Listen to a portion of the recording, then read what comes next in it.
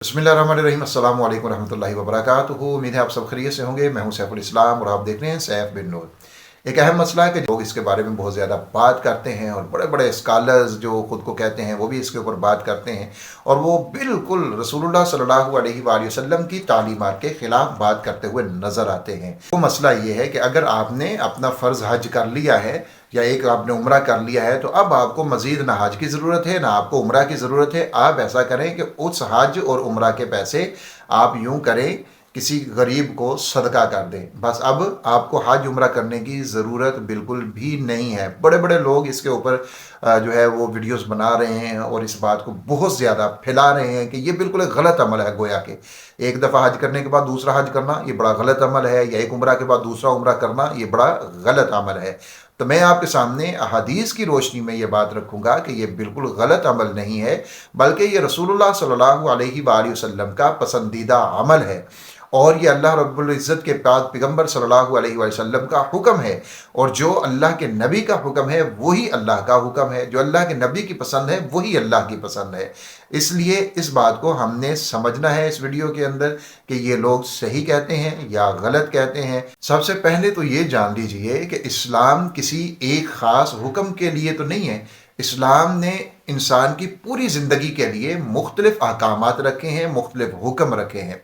इस्लाम ने नमाज का अगर हमें हुक्म दिया है, इस्लाम ने ज़कात का भी हमें हुक्म दिया है, इस्लाम ने हमें कुर्बानी का हुक्म दिया है, इस्लाम ने हमें रोज़ों का हुक्म दिया है, हमें हज का हुक्म दिया है। तो ये इस्लाम के मुख्तलिफ़ अहकामात हैं जहाँ पर इस्लाम हमें ज़िंदगी गुजारने का तरीका भी बताता है और सोशल जितने काम हैं उनके अंदर हमें आगे बढ़ने के लिए भी इस्लाम कहता है।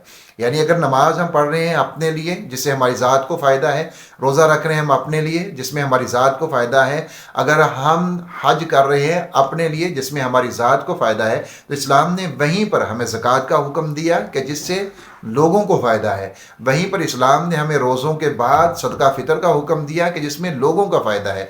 वहीं पर इस्लाम ने हमें आम सदका व खैरात का हुक्म दिया कि जिस पर लोगों का फ़ायदा है। तो इस्लाम किसी एक हुक्म के अंदर बंद नहीं है। हज कर रहे हैं तो इस्लाम ने इसके अलावा कोई दूसरा हुक्म नहीं दिया कि जिसमें लोगों का फ़ायदा ना हो, गुरबा का फ़ायदा ना हो, यतीमों का फ़ायदा ना हो, बल्कि जितना मजबूत निज़ाम इस्लाम ने दिया है किसी और मज़हब ने तो ऐसा दिया ही नहीं है। तो उम्रा या हज इसको पे दर पे करना, बार बार करना, यह रसूलुल्लाह सल्लल्लाहु अलैहि वसल्लम का हुक्म इसमें मौजूद है। चलिए मैं आपको हदीस के हवाले से बता देता हूँ ताकि बात जो है वो समझ भी आ जाए और बात साफ भी हो जाए। रसूलुल्लाह सल्लल्लाहु अलैहि वसल्लम से हदीस नकल करते हैं हज़रत अबू हुरैरा रज़ी अल्लाह तआला अन्हु, और ये सही मुस्लिम की यह हदीस है। रसूलुल्लाह सल्लल्लाहु अलैहि वसल्लम ने इरशाद फरमाया कि एक उम्रा के बाद दूसरा उम्रा दरमियान के गुनाहों का कफ़ारा होता है। एक उम्रा के बाद दूसरा उम्रा दरमियान के गुनाहों का कफ़ारा होता है। और इसी तरह सुनन इब्न माजा के अंदर एक रिवायत मौजूद है जिसका नंबर 2887 है।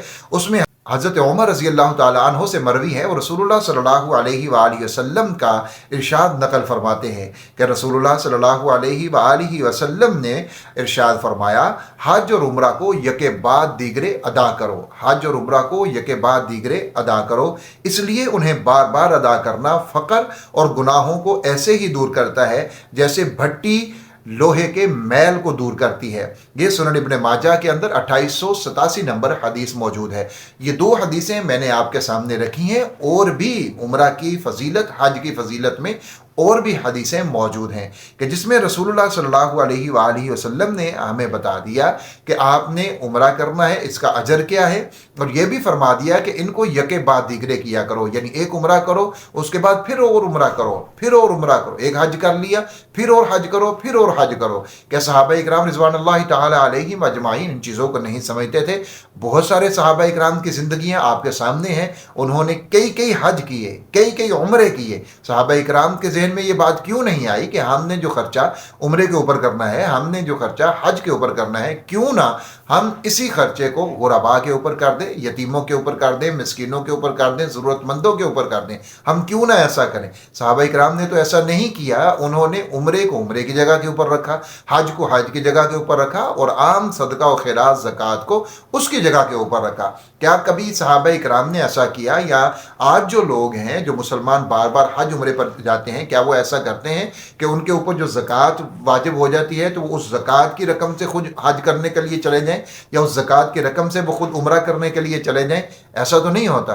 या कोई अपने पूरे ख़ानदान में से सदका फ़ितर इकट्ठा करता है इसलिए कि मैंने इस सदका फ़ितर से उम्रा के लिए जाना है, या मैंने इस सदका फ़ितर को डाल के आगे पैसे मिला के मैंने हज के लिए जाना है। ऐसा तो नहीं करते।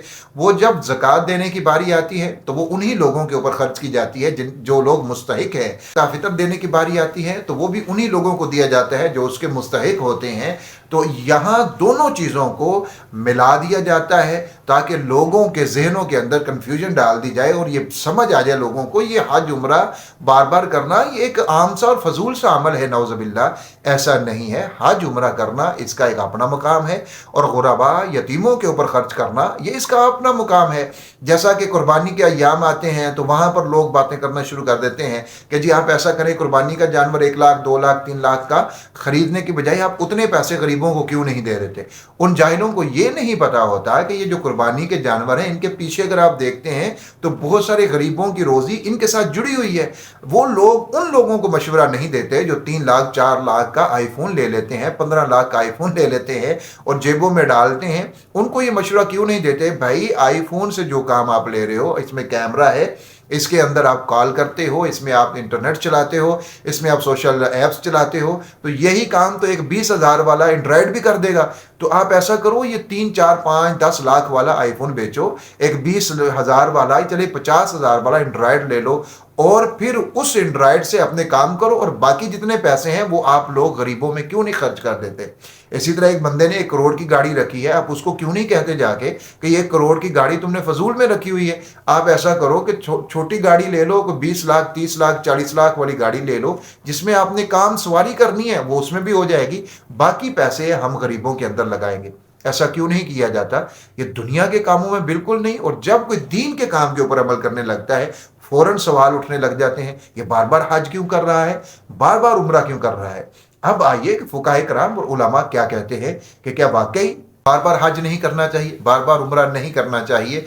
इसमें उलमा का ये मौक़िफ़ ये है कि अगर आप ज़रूरत समझते हैं कि आपके इलाके में आपके रिश्तेदारों में बहुत ज़्यादा गरीब लोग हैं, बहुत ज़्यादा ज़रूरतमंद लोग हैं और आपने फ़र्ज़ हज अदा कर लिया है, आपने उम्रा भी अदा कर रखा है, तो अगर आप देखते हैं कि ये बंदा बहुत ज़्यादा गरीब है और मुस्तहिक है और अगर इसको मैं मदद कर दूं तो इसकी ज़िंदगी आसान हो जाती है, तो अब यहाँ पर अफजल यही है कि वो पैसे वहाँ पर दे दे। अब ये नहीं है कि अगर वो उसको पैसे ना दे और उम्रे पर चला जाए तो वो गुनाहगार होगा, ऐसा बिल्कुल भी नहीं होगा, क्योंकि वो भी एक अल्लाह के रसूल सल्लल्लाहु अलैहि वसल्लम का हुक्म है जिसके ऊपर वो अमल कर रहा है। और गुरबा यतीमों के ऊपर खर्च करना भी अल्लाह के रसूल का हुक्म है। अगर वो इस हुक्म पे अमल नहीं कर रहा तो उसके ऊपर अमल कर रहा है। दोनों हुक्म अपनी अपनी जगह के ऊपर है। अगर वो इनको छोड़कर उम्रे के ऊपर या हज के ऊपर जाता है तो गुनाहगार वो फिर भी नहीं होगा, लेकिन उसके लिए अफजल ये होगा कि वो इनके ऊपर खर्च कर दे। लेकिन अगर उसके करीबी लोगों में ऐसा कोई उसका नज़र नहीं आता, बल्कि ऐसे लोग हैं कि जिनकी ज़िंदगी चल रही है, गुजारा उनका हो रहा है, तो फिर आप उसको कभी भी ये नहीं कह सकते कि आप उम्रे पर नहीं जाएं, आपका उम्रे पर जाना ये गुनाह है या आपका उम्रे पर जाना ये फजूल काम है। ये बिल्कुल दीन से दूरी की बात है और बिल्कुल ये दीन से दूर करने वाली बात है। अगर सारे मुसलमान ही इसी चीज़ के ऊपर आ जाएं, एक दफ़ा जिसने हज किया उसके बाद वो वहाँ पर जाए ना, उम्रा करने लोग वहाँ पर ना जाए, तो ये जो फजीलतें हैं हज और उम्रा की वो कौन हासिल करेगा? ये कौन लोग होंगे जो वहाँ पर हज और उम्रा के लिए जाएंगे? तो इसलिए इस मसले को बिल्कुल साफ समझ लेना चाहिए कि इस्लाम ने हर चीज़ के शोबे कायम कर रखे हैं। सदका खैरात, ज़कात, गुरबा, यतीमों के जो हकूक़ हैं उनका एक अलहदा शोबा है और उसके अंदर हर मुसलमान अपनी ताकत के मुताबिक ज़रूर अमल करता है और लोगों को देता है। उम्मीद है आपको ये बात सही तरीके से समझ आ गई होगी। वीडियो को शेयर ज़रूर कीजिएगा ताकि दूसरे लोगों तक भी पहुँच सके। अपने प्यारों का बहुत सारा ख्याल रखिएगा। अल्लाह हाफ़िज़।